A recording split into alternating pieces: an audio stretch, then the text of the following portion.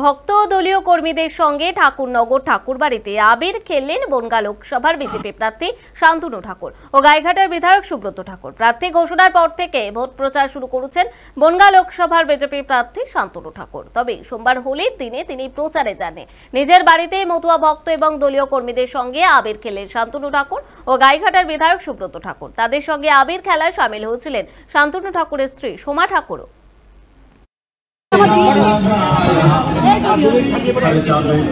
সারা বাংলা আজকে মজা করছে। আজকে বাংলার তো মজা করার দিন। আজকে কি ভোট প্রচার থাকবে না না, আজকে ভোট প্রচার, এটাই ভোট প্রচার। রং খেলাই তো আজকের ভোট প্রচার। আর কোথায় বেরোনোর প্ল্যান আছে? এখনো বেরোনোর প্ল্যান নেই, বাড়িতেই আছি। কর্মীদের যে উচ্ছ্বাস দেখলাম এবং ভক্তরা আছে, কর্মীদের উচ্ছ্বাস তো বরাবরই ছিল। সেটা প্রকাশ পায় যে কোনো সেলিব্রেশন হলে, যে কোনো অনুষ্ঠান হলে সেটা প্রকাশ পায় না।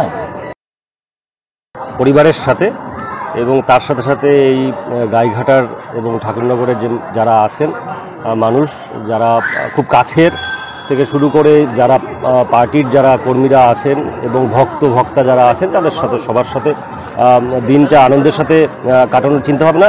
কিছু মানুষ যারা, যে মানুষগুলো এই যে ঐক্য যে জায়গা, সেই জায়গাটাকে তারা চায় না, তারা অলওয়েজ এটা চলে আসছে বছরের পর বছর ধরে, আর এই জিনিস সামনেও চলবে। এটা নিয়ে চিন্তাভাবনা করার কারণে এমনি সব কিছু ঠিক আছে।